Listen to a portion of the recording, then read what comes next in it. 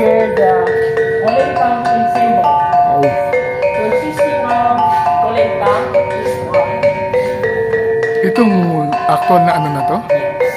Wow! Miss Universe? Oh, tama. Ito yung...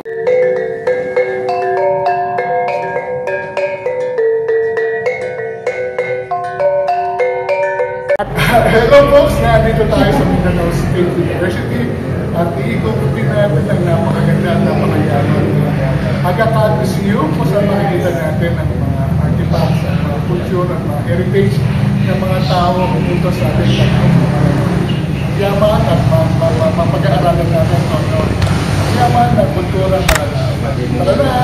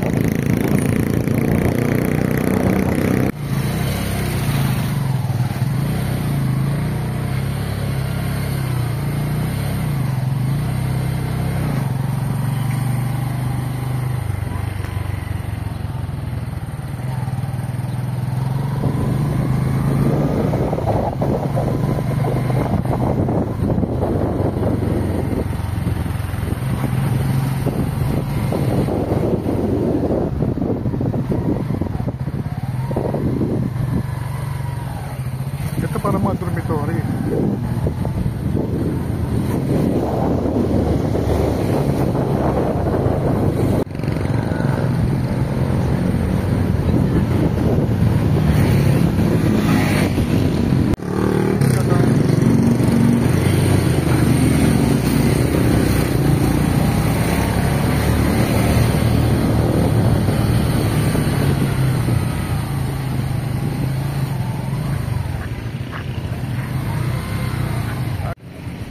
Aga Khan Museum. Finally, nandito tayo.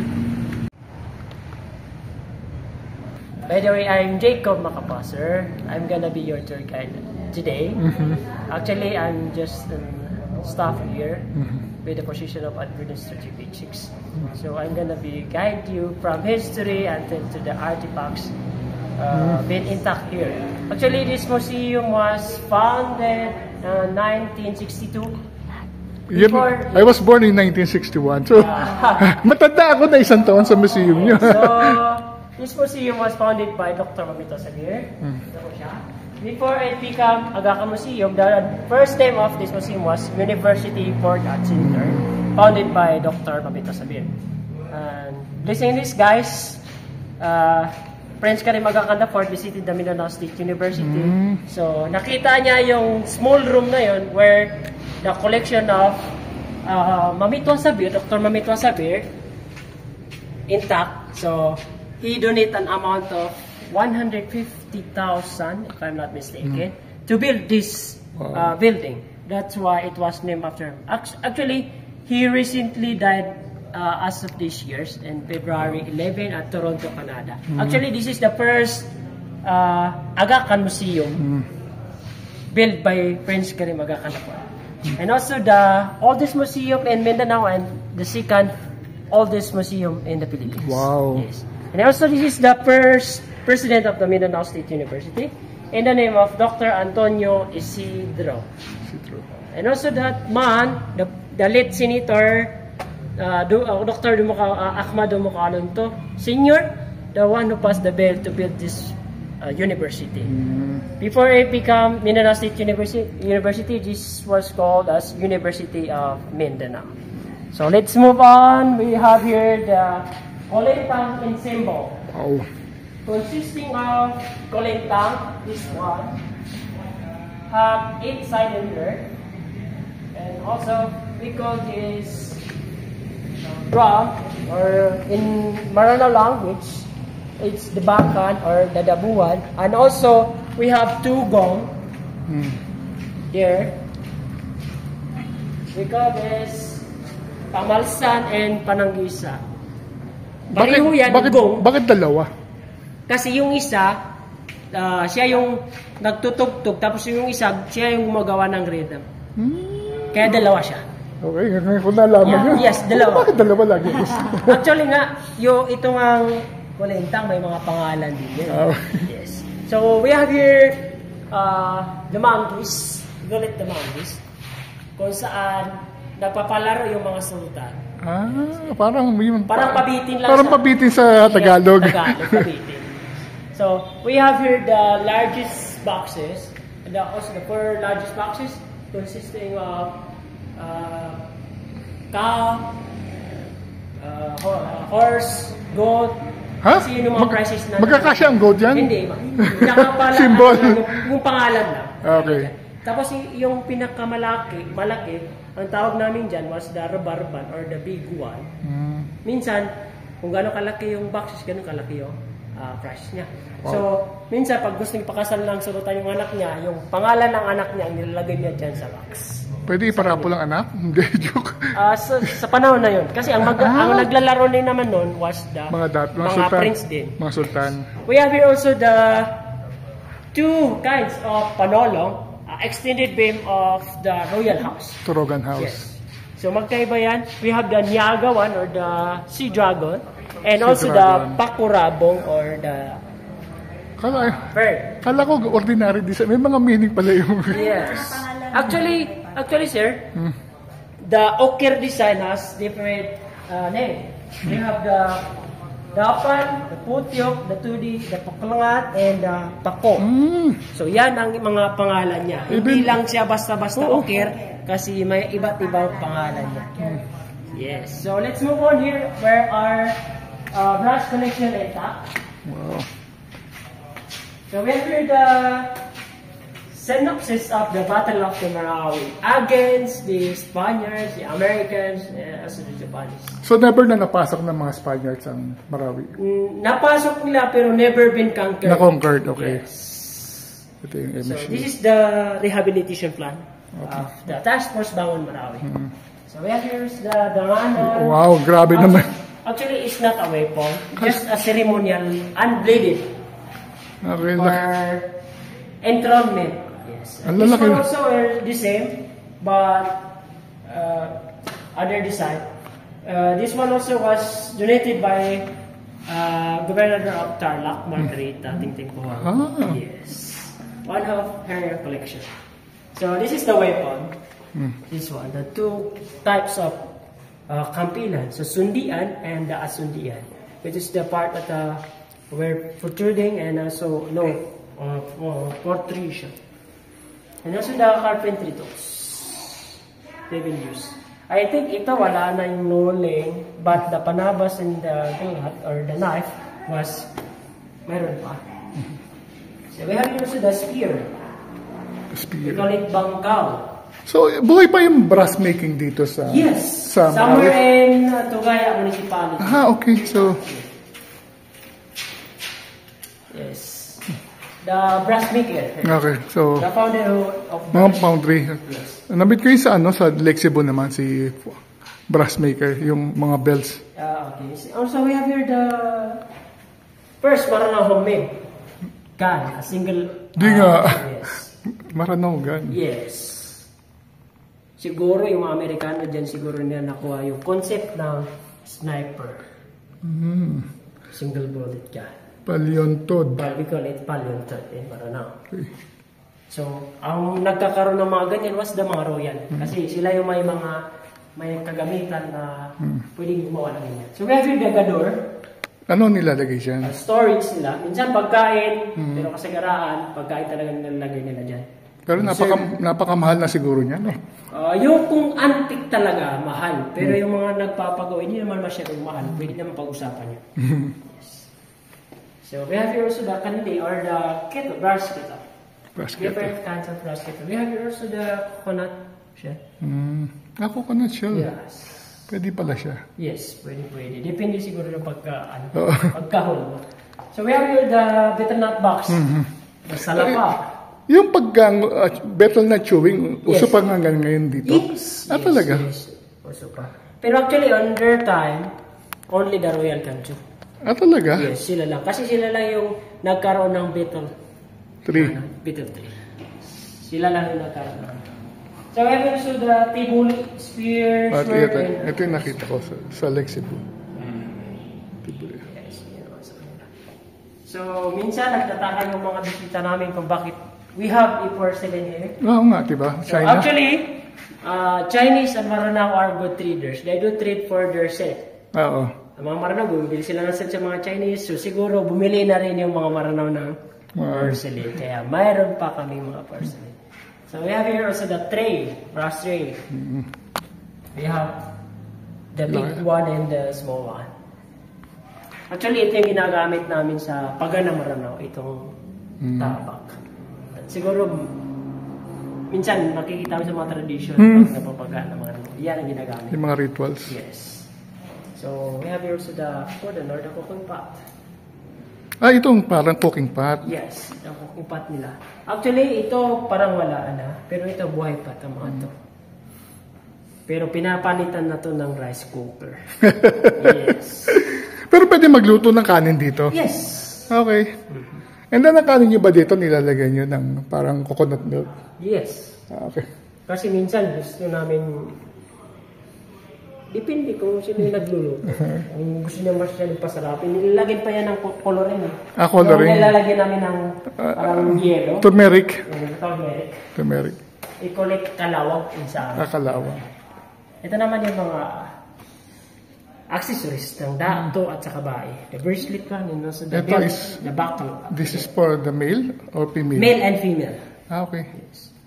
The bracelet one and the buckle. And also this is the accessories which is now wala na. Yes, lalo na itong putones, wala na kami makita ang ganyan.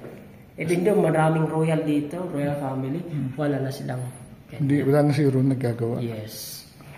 Mahirap na kasi. And also, this is the occupation of the US. Battle of Bayang. Oh. This is the pinakamagandang nangyari dito. 1902.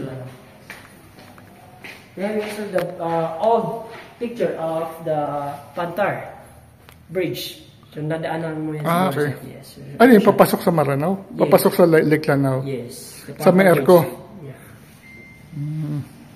May Erco. So, these are the people of, actually lahat na dyan was the people of Tugaya. Kasi hindi ko lang alam kung totoo yung history niya. The son of Sultan of Tugaya went to Brunei and married a Brunei. So, nakita niya kung paano gumawa ng mga brush. So, umuwi siya dito sa Pilipinas. Dumiretso sa Tugaya. So, tinuruan niya yung mga taga-Tugaya kung paano gumawa ng brush. Kaya sila yung kauna ng gumawa ng brush dito sa Lanao. Ito yung mga nila. So, yan yung mga ginagawa naming mga Maranao. Curving, weaving.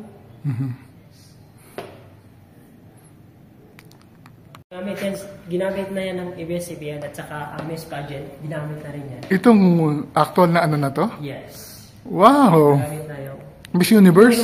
Yung logo mismo. Tama. Ito yung opening ng ABS-CBN. Dati. So we have here the musical instrument. This is the lakub. Actually, lakub is for your continent, para sa may tobacco. Yun nilalagay.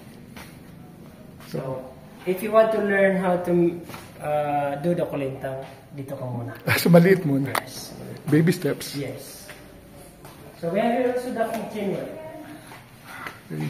We have the kukura or the coconut keto, the gantang or the measurement. Measurement, gantang. Gantang din And pala. also the buayuwa or the spice mortar. Then the layama sa tiyatek or the rice cake molder. There. And also the wooden basin. We call it apag. Okay. And also the lasong, the wooden mortar. Laki dito. Yes. Saka tanda na. Diyan kasi nila ano yung mga rice nila. And also this, we call this tabu. On their time, ito yung ginagamit nila pag may meeting in Sultan or pag nagpo-pray na sila yan. And also the first bread mosque in the Philippines look like this in Simonol Island. Saan? In Simonol Island. Saan yun? Sulu or Tawi-Tawi. Simonol Island. By Saripalmak doon.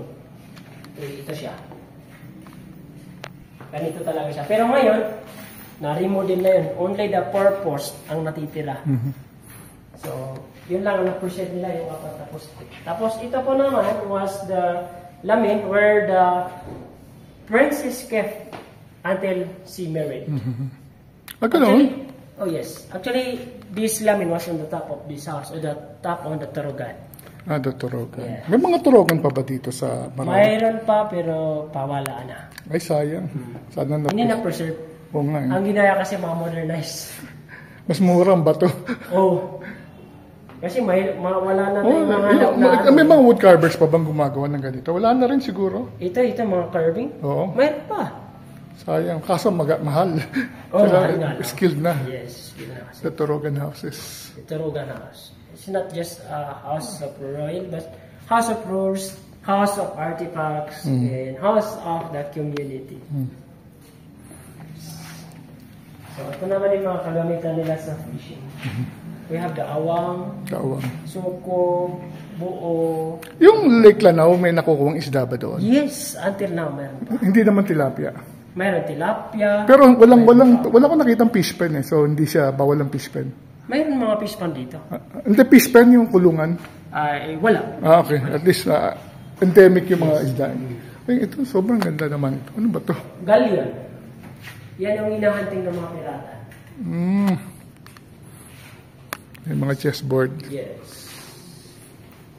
Ano yung chessboard?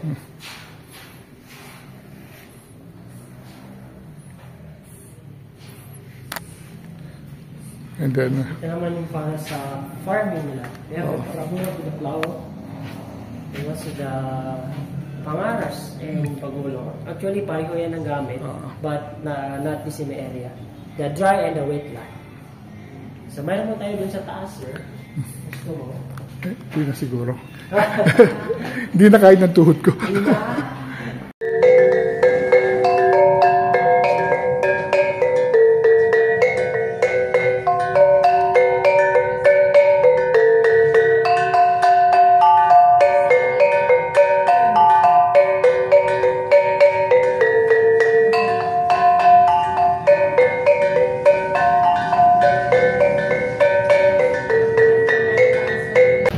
So finally got the chance to visit the Mindanao State University and visit the Aga Khan Museum.